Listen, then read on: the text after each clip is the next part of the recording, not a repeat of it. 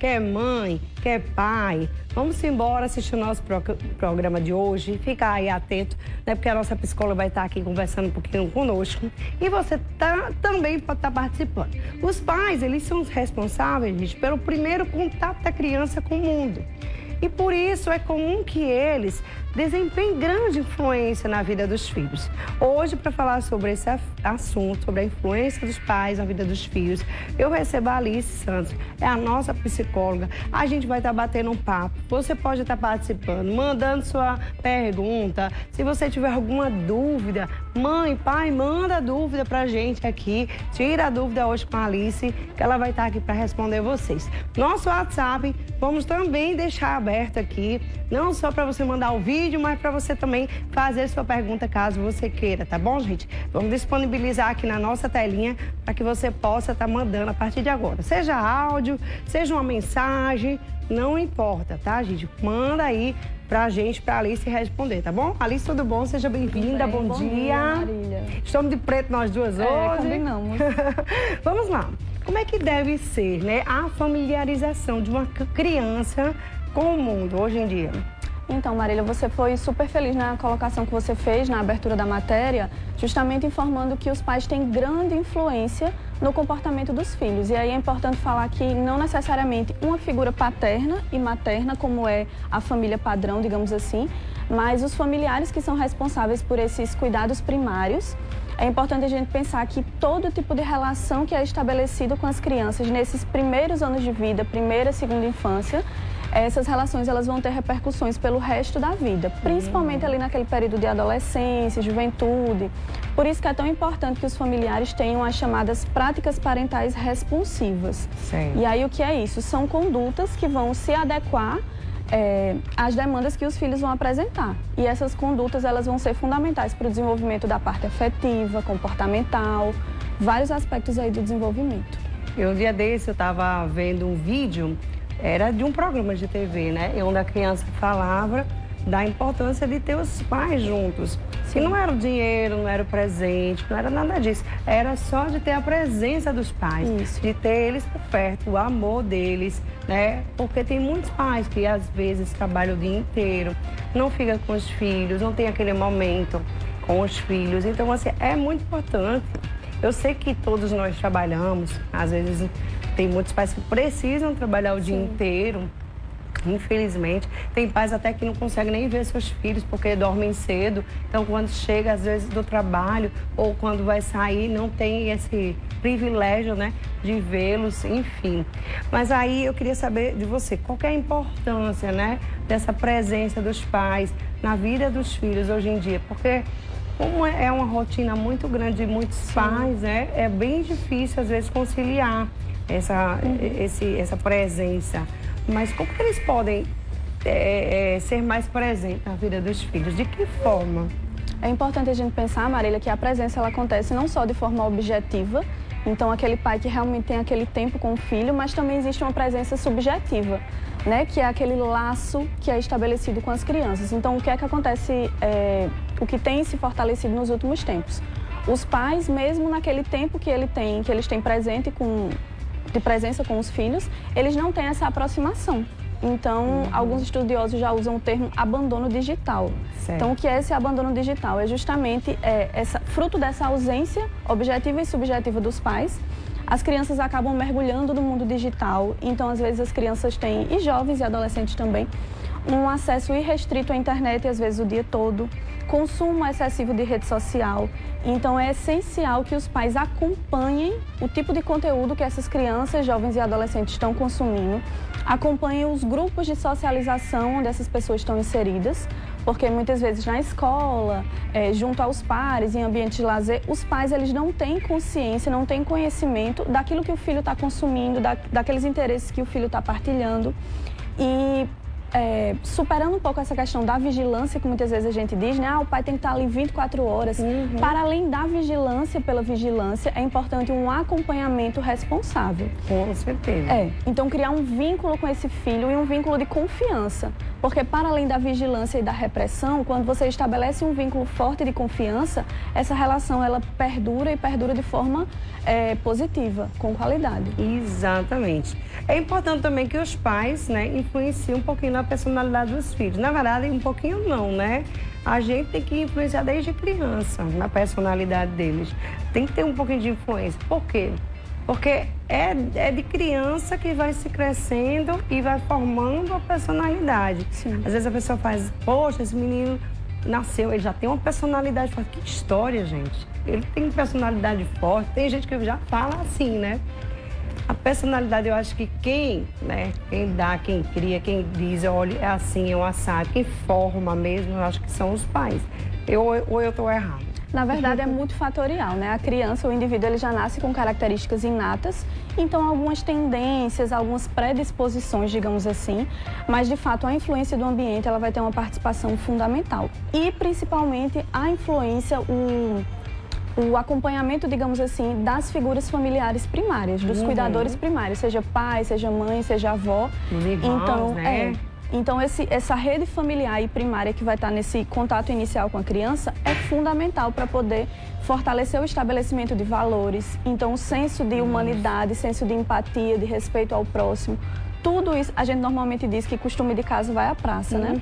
E aí essa frase nada mais é do que uma forma simplista da gente apresentar o quanto essas relações primárias, o quanto a presença ou a ausência dos pais influencia para sempre, pelo resto da vida, no comportamento e em certos valores que o indivíduo ele vai carregar. É verdade, gente. Que, às vezes, tem gente que tem uma personalidade que é difícil, às vezes, até de você lidar.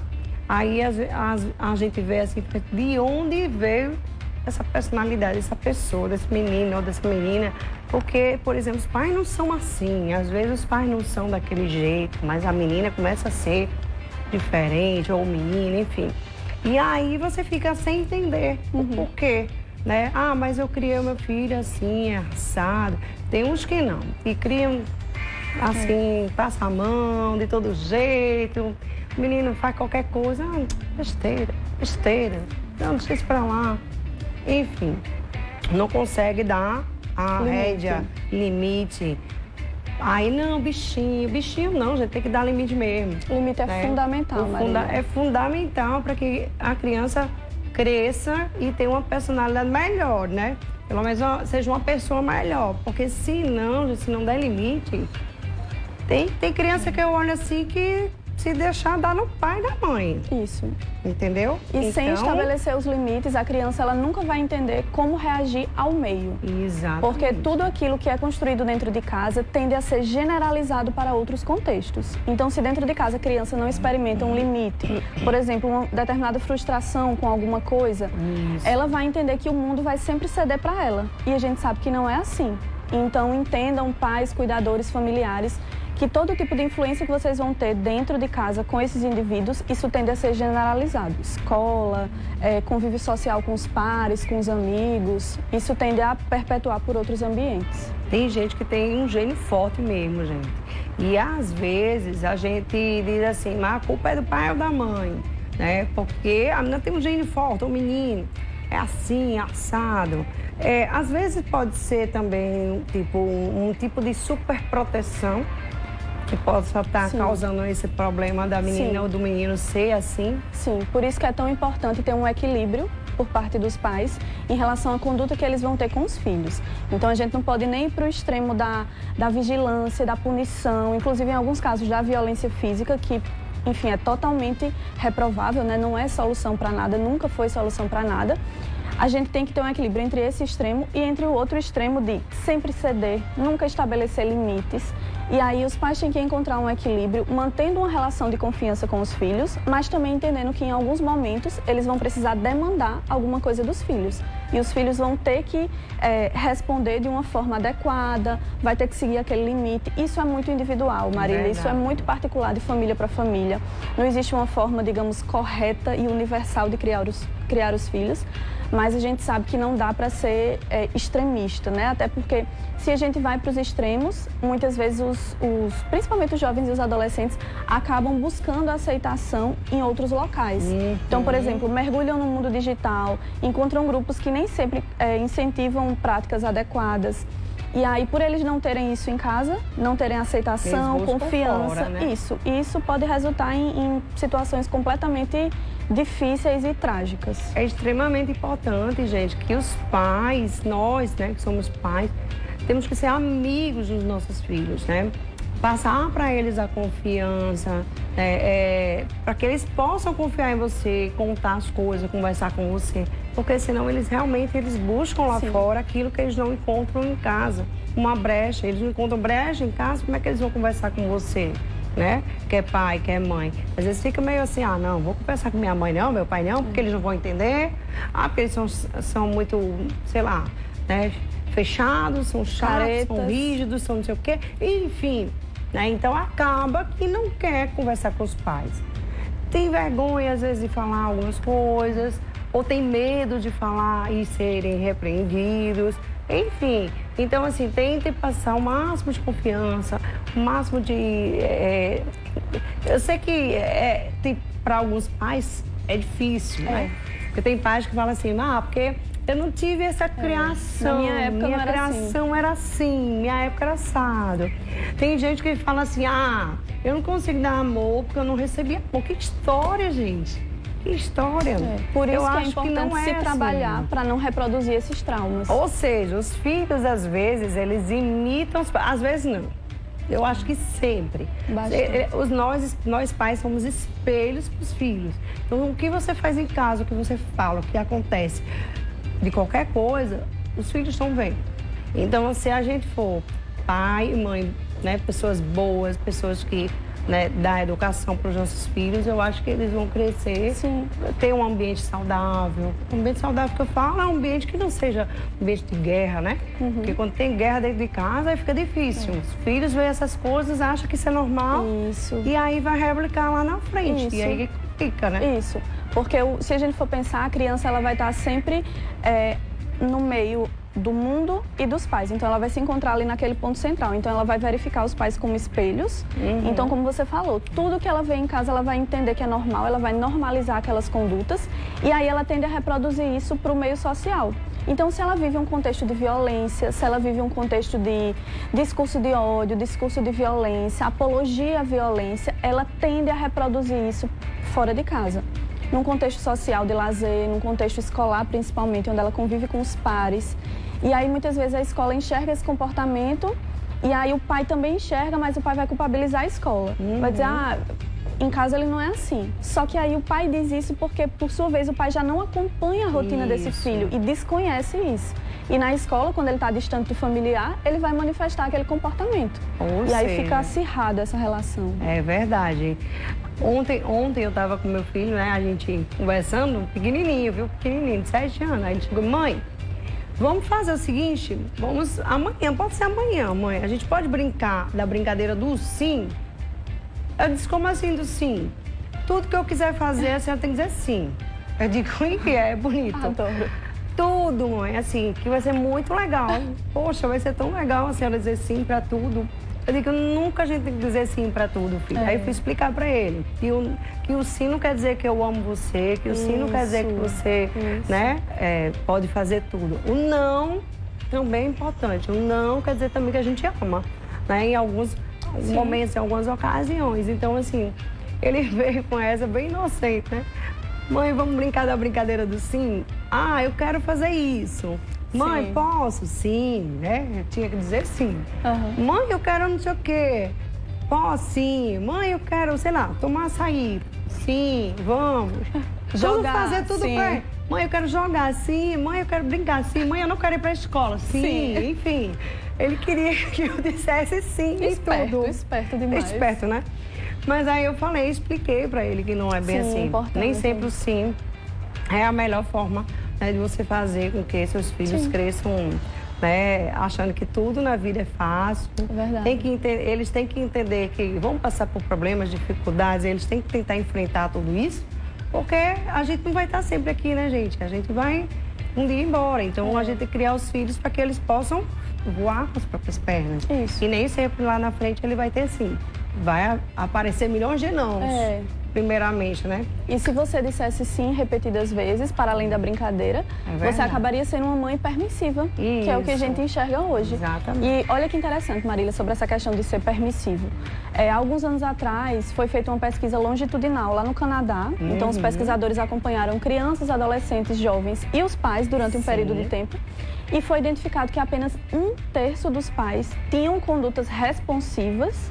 E aí essa responsividade, ela diminuía ao longo do tempo. Então, olha que interessante. Eles entendiam que quando as crianças eram menores, por exemplo, a idade do seu filho ou menos, tinha que ter aquela resposta adequada, tinha que criar direitinho, como a gente escuta no imaginário popular.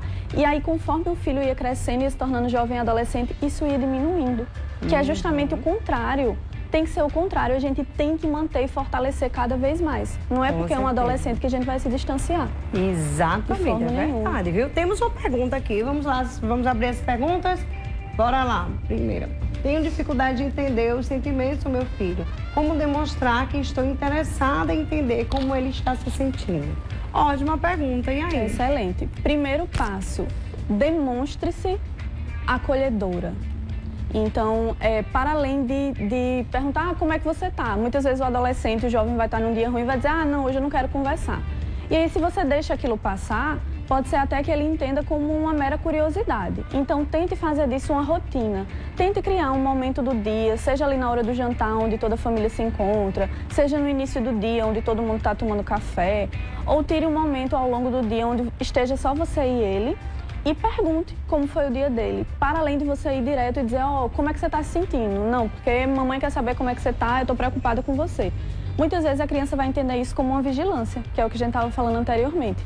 Então, o ideal é naturalizar isso da melhor forma possível, colocar isso na rotina. Então, começa com uma conversa descontraída, como foi o dia dele na escola, o que é que ele viu hoje na TV, o que é que ele quer fazer no final de semana. E, aos poucos, com a frequência disso, com a constância disso, ele vai entender que para além de uma curiosidade, é de fato um interesse genuíno seu e aos poucos ele vai se abrindo para esse diálogo. Mas isso é algo muito, muito, muito paulatino, é algo que vai acontecer aos pouquinhos.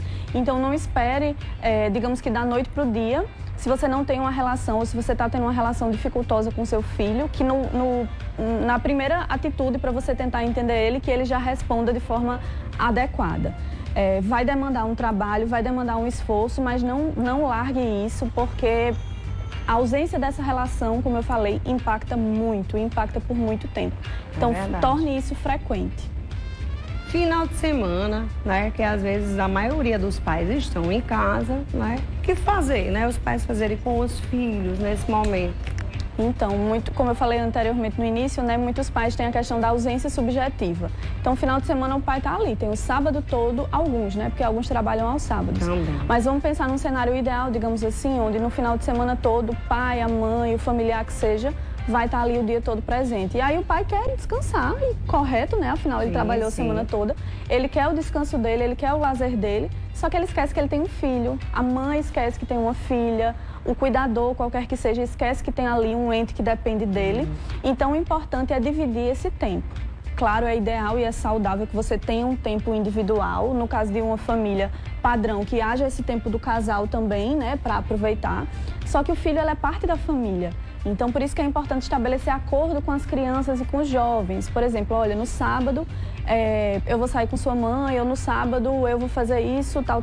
Mas no domingo, à tarde, Você quer ir para onde? O que é que você quer fazer? E aí também trazer essa criança, esse jovem, para a possibilidade de escolha, porque muitos pais dizem, ai não, domingo a gente vai para o shopping. Às vezes o menino não quer nem ir para o shopping, né? Às vezes ele quer ficar em casa, quer só conversar. Então trazer essa criança, esse jovem para perto e ter um tempo de qualidade com ele, Marília, é essencial. Não dá para abrir mão disso. Seja final de semana, seja semana, não dá para abrir mão disso. Pois é, gente. Pronto, esse final de semana, no sábado, né? Aí meu filho, ele disse, Caio, você quer ir pra onde? Aí Caio, mãe, vamos passear. Eu digo, você quer ir pra praia? De tarde. Eu digo, vamos então, né? Vamos pra praia de tarde. Excelente. E a gente foi, brincou, curtiu. Foi atrás de bichos, fez um monte de coisa, né? Porque ele ama os bichos. Então ficou lá um tempão, a gente ficou até quase 5h30. Acho que saiu de lá de 5h30, mais ou menos. Mas aí ele foi, curtiu a tarde dele como ele queria. Olha que importante. Então, assim, é importante saber o que ele quer também fazer. Não é o que a gente quer levar ele. Às vezes ele nem quer, acha chato o programa. Tem menino que nem gosta de sair de casa. Às vezes eu digo, vamos dar uma voltinha. Não, não quero ficar em casa. Ou seja, quer ficar em casa. Então, tem que respeitar também esse momento. Agora, a questão do celular, né? Às vezes, muitos pais ficam no celular, esquecem que tem os filhos. É na hora de comer, é na hora de, sei lá, que tá ali na cama, esquece do menino e aí fica lá o tempo todo. Ou seja, acaba que o menino também vai. E assim todo mundo fica sem comunicação em casa. Eu acho que isso não é legal também, né? De forma nenhuma. A gente costuma dizer, né, Marília? Na nossa época não era assim. Na nossa época a gente só tinha o celular, nem tinha quando era pequeno, né? Nem tinha. Foi ter depois de velho, digamos assim, para fazer ligação e tudo mais para se comunicar. Mas hoje a gente vive numa era digital. Então eu tô com o meu aparelho aqui, você tá com o seu celular do lado, cada um aqui que tá no estúdio tenho certeza que tá com o seu celular no bolso. E isso é inevitável. Isso é fruto da era digital. A gente dificilmente, eu arrisco dizer que nunca mais a gente vai dar um passo para trás nessa questão do digital. Mas nem por isso ele precisa ser adoecedor. Então, em primeiro lugar, os pais têm que dar um exemplo. Então, muitas vezes o pai tá ali comendo assistindo o telefone. O filho tá falando, e o pai, não, peraí, tô vendo aqui uma coisa. A partir daquele momento já se perdeu um vínculo. Dificilmente aquele filho, em outro momento, vai de novo ter aquela iniciativa. Então, primeiro, os pais têm que dar esse exemplo. E em relação às crianças, Marília, tem que impor limite. Vocês não têm dimensão do quanto é perigoso uma criança ter acesso irrestrito à internet. Marília, acesso tem muita coisa aí, que criança não é para estar vendo nada disso. Acesso irrestrito à internet significa que ele pode consumir qualquer tipo de conteúdo em qualquer momento na palma da mão dele. Isso é muito perigoso. Eu costumo dizer que os mecanismos de busca que a gente tem hoje, o Google e outras ferramentas, eles não escolhem o que eles mostram pra gente. Eles respondem aquilo que é digitado. É rapidinho. Então o celular não vai dizer, é uma criança, não vou mostrar esse conteúdo. Isso. É verdade. E muitas vezes, por essa facilidade, a criança vai adorar aquilo, claro, e ela vai entender que aquele é um mundo super importante, super especial, e ela vai mergulhar naquele mundo. Então é importante sim que os pais estabeleçam limites, uma horinha, e um conteúdo determinado. O jogo de videogame que você quer, verifica que tipo de jogo é esse, tem conteúdo de violência, verifica o tipo de conversa que está acontecendo no chat desse jogo. Vai deixar o seu filho, tem que estabelecer um limite de tempo. Né? Se quer deixar no celular, tem que ter tanto tempo. Quanto tempo você tem que ficar no videogame? X tempo. Isso. Entendeu? Então... Acabou. Tem que ter limite. Não, eu quero ficar mais. Não tem. Não foi uma hora é uma hora, gente. Entendeu? Meia hora, uma hora. Quer deixar 2 horas. Agora tem que deixar 2 horas e ponto. No outro dia, você explica que no outro dia ele vai ter novamente outro tempo. Mas se você sempre cede é inimaginável, Marília, você pensar em uma criança em um quarto fechado, com um aparelho celular, acesso ao Wi-Fi livre. Então ela pode acessar conteúdo do mundo inteiro, isso é muito perigoso. A gente inclusive tem algumas novelas atualmente mostrando o perigo das redes sociais, tanto em relação a abusos, quanto em relação a conteúdos de violência, isso. E se a gente se confia demais na internet, se confia demais no celular, as tragédias acontecem. E às vezes são silenciosas, e aí a gente não percebe. Quando eclode algum tipo de situação, a gente nota que, enfim, a criança já vinha consumindo esse tipo de conteúdo há anos. É verdade. E os pais não percebiam. Pronto, o Caio tem 7 anos, o João já tem 16, né? Então é muito difícil você conseguir segurar um menino de 16 anos para não ver as coisas. Ele já vê, já entende, mas graças a Deus ele entende que aquilo é errado, que aquilo é bom. né? Ele até tem muito medo de algumas coisas que ele vê. Ai, mãe, olha isso, meu Deus, como é que a pessoa tem, né, a capacidade de fazer isso? Enfim, já o pequenininho, ele não entende. Então, ele nem sabe. Tem coisas aí que tá acontecendo, ele nem tem noção do que tá acontecendo. Eu nem falei, nem vou falar, nem tem pra que eu falar. Por quê? Porque eu vou aguçar. Isso. Eu vou estar estimulando. E amedrontando ele Amedrontando. também. Ele vai terminar dizendo, eu não vou mais para isso, para esse lugar. Não quero mais sair de casa. Pode acontecer hoje, pode acontecer amanhã. Quando teve o negócio do coronavírus, né, da Covid, ele ficou morrendo de medo de sair de casa. Eu dizia, a gente dizia, ó, a gente não pode sair de casa por conta disso. A gente teve que explicar, né? Com certeza. E era muito criancinha, então não entendi direito. E tinha que usar máscara. E nem toda criança queria usar máscara. É verdade. Ele não. Ele, oxi, se dissesse bota a máscara, ele nem precisava dizer bota a máscara. Ele já melhor pegava, que muito adulto, né? Pegava a máscara e botava. Cinto de segurança, ele entrou no carro, a primeira coisa que ele faz, ele bota o cinto dele. E se eu estiver saindo um pouquinho, ele vai, mãe, peraí, que eu ainda não botei meu cinto. Entendeu? Muito bem. Então ele já bota o cinto. Entendeu? Então, tudo isso, né, ele já sabe o que tem que fazer, porque a gente ensinou que tem que ser assim. É a segurança dele, é para que ele não, sei lá, não pegue as bactérias, tem que usar a máscara, né, para que não pegue a Covid, você tem que usar a máscara. Então, ele usava, ele já tinha medo, cadê minha máscara? Não posso sair sem máscara. Então, já colocava. Gente, não tirava de jeito nenhum. Teve uma festa que eu fui uma vez, um evento que já estava mais, né? Sim. Ele não tirou de jeito nenhum, nem para tomar água. Ele tirava, não. Morria de medo. E você explicou para ele a importância? E a gente explicou para ele por que não podia. Isso. Por isso que ele ficava ali, ó, não teve nada. Muitos pais proíbem ou demandam coisa dos filhos sem explicar o motivo. Isso. E aí fica a proibição pela proibição. Não, por quê? Porque tem que fazer. Tem que fazer. Não, mas por quê? Porque eu tô mandando. Se a gente bota o cara de castigo, é assim, ó. Tá de castigo, porque fez alguma coisa errada, tá de castigo, vai ficar aqui tantos minutos, 5 minutos, seja 10, aí dependendo da idade você vai aumentando um pouquinho os minutos, né? Quando é muito pequenininho, deixa lá 2 minutinhos, pelo menos para ele entender que ele tem que ficar no castigo. E aí a gente bota ele de castigo, engraçado que um bota de castigo, aí se o outro for tirar, ele faz... Não posso, que eu tô de castigo, mãe, eu não posso Ele já ainda. entendeu isso. Ou seja, se o pai botar e eu disser, bora, cara, tá bom, já acabou o castigo, ele só sai dali se o pai disser, pode sair do castigo. Isso é o respeito à figura de autoridade, Ou seja, Marília. Exatamente, ele não sai. Ele não pode sair, ele entende que não pode. Então, isso é importante, né? Agora, com certeza, Muito isso bom. é fruto de um trabalho muito progressivo, que é o que os pais hoje em dia não querem. É verdade. É complicado, é difícil a criação dos filhos, não é fácil. Né? Pronto, às vezes ele vem, ele tá às vezes meio alterado, aí ele, você quer, eita, oxi, tá ficando doido. Ei, peraí, eu não tô entendendo direito, não. Aí, desculpa, mãe. Olha aí. Então, se ele altera a voz um pouquinho, minha gente, lá em casa é assim, a gente já pega brabo. Tem que ter limite. Já pega brabo. E eu quero nem saber quem tá perto de mim, agora é só assim.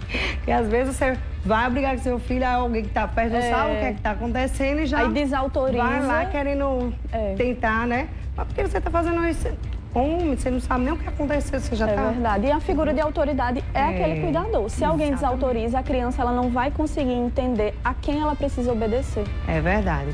Minha amiga, adorei o nosso bate-papo. Obrigada por você ter vindo aqui. Muito obrigada, Esclarecer um pouquinho, tirar as nossas dúvidas, falar um pouco sobre isso, sobre o comportamento dos filhos com os pais. Foi muito bom isso, viu? Obrigada. Obrigada, eu que agradeço. Volte sempre. E olha só, gente.